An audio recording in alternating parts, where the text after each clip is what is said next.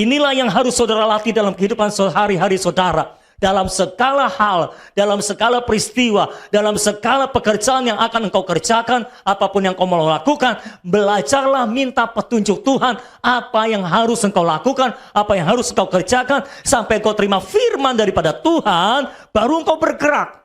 Bisakah Daud langsung mengejar mereka? Bisa saja, tapi kalau bukan karena firman Tuhan, kejar, maka mereka tidak akan bisa mengejar. Tidak akan dapat yang dikejar. Semua pekerjaanmu bisa menjadi sia-sia kalau tanpa firman yang mengawalinya. Pada mulanya harus selalu firman. Kalau firman menjadi pada mulanya dalam hidupmu, maka firman juga akan menjadi pada akhirnya yang dikenapi dalam kehidupanmu. Amin. Apa yang harus kau kerjakan? Minta petunjuk Tuhan. Jangan cuma berdoa, minta petunjuk Tuhan.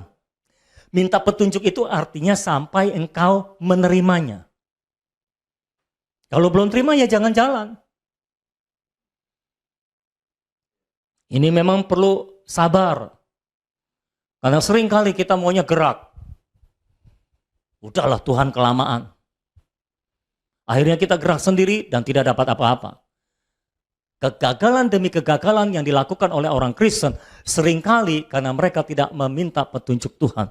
Karena mereka tidak melakukan sesuai dengan petunjuk Tuhan. Kalau saudara melakukan semuanya sesuai dengan petunjuk Tuhan, saya percaya seperti Daud berhasil mengejar musuhnya, engkau pun akan berhasil mengejar musuhmu. Asal engkau mengikuti petunjuk Tuhan, engkau meminta petunjuk Tuhan. Engkau harus latih dirimu. Jangan buru-buru bergerak. Jangan buru-buru melakukan segala sesuatu. Pernahkah saudara alami di jalan ketika macet?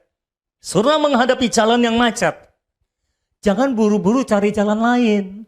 Karena ketika saudara cari jalan lain, sudah lebih jauh, macet pula. Akhirnya bisa jadi lebih lama. Apa yang perlu saudara lakukan? Lebih baik saudara lihat Google Maps dulu. Minta petunjuk Google Maps, mana jalanan yang tidak macet. Kan gitu saudara. Betul? Setelah Google Maps kasih tahu jalanan sini lebih cepat, boleh saudara mengarah ke sana. Jangan buru-buru ambil tindakan. Seperti begitu gambarannya kira-kira. Nah sering kali orang Kristen itu nggak sabaran, maunya gerak-gerak dan gerak, nggak mau nungguin Tuhan memberikan petunjuk. Saudara jauh lebih aman kalau saudara bergerak sesuai dengan petunjuk Tuhan. Kalau engkau belum yakin itu petunjuk Tuhan, jangan bergerak. Pastikan engkau yakin, seyakin-yakinnya itu dari Tuhan, bergeraklah. Ketika kita mau memulai pelayanan multimedia, saya sudah yakin ini dari Tuhan, baru saya bergerak. Kalau saya belum yakin, saya belum bergerak. Dan puji Tuhan, semuanya lancar dan semuanya baik. Kenapa? Mengikuti petunjuk Tuhan langkah per langkah. Itulah yang harus saudara latih. Saudara tahu salah satu hal yang membuat Daud berkenan di hadapan Tuhan adalah karena dia selalu meminta petunjuk Tuhan. Makanya segala langkahnya itu berkenan. Karena dia percaya kepada Tuhan, dia percaya kepada petunjuk Tuhan, dia percaya kepada arahan Tuhan. Ibrani berkata, tanpa iman tidak ada seorang pun yang bisa berkenan kepada Allah.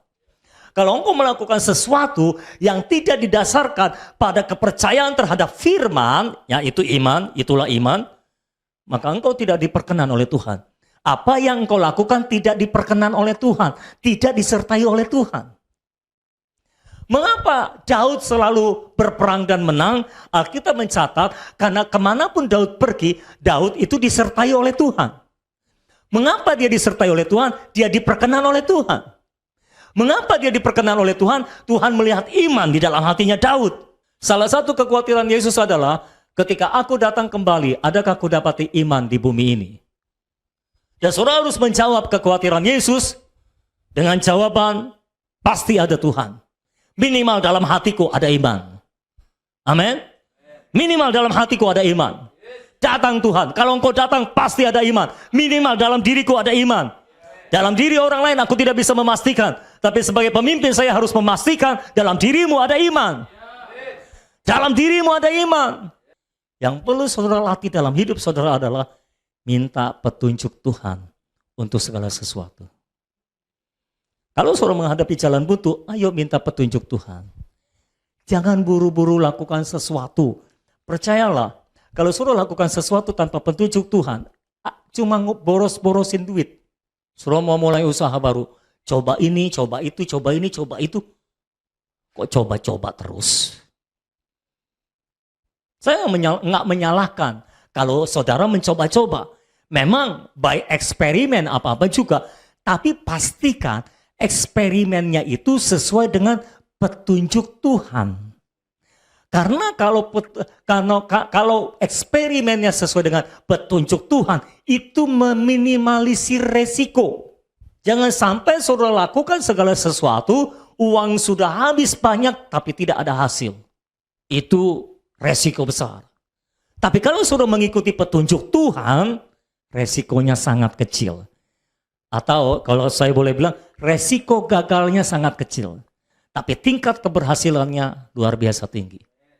Hampir bisa dipastikan, kalau saudara mengikuti petunjuk Tuhan, hampir 100% bisa dibilang bisa berhasil. Kenapa Daud selalu berhasil dalam peperangan? Karena dia mengikuti petunjuk Tuhan, karena dia disertai oleh Tuhan. Mengapa Yusuf ditempatkan di mana saja bisa berhasil dalam pekerjaannya? Karena dia diperkenan oleh Tuhan, karena dia disertai oleh Tuhan. Mintalah petunjuk Tuhan untuk segala sesuatu dalam hidup saudara. Termasuk untuk cari jodoh anak-anak muda. Jangan main asal tembak. Lu udah nembak dia belum? Apaan? Anak sekarang sadis-sadis main tembak sana tembak sini aja saudara. Nembak juga mesti lihat-lihat. Jangan sembarangan tembak. Minta petunjuk Tuhan, berdoa. Berdoa untuk jodohmu. Karena jodoh itu saudara untuk selamanya. Kan kita nggak bisa menikah 1 tahun, 2 tahun setelah itu ganti. Nggak boleh, nggak bisa. Kalau saudara sudah menikah, udah selamanya. Kalau neraka ya neraka selamanya, kalau surga ya surga selamanya, puji Tuhan.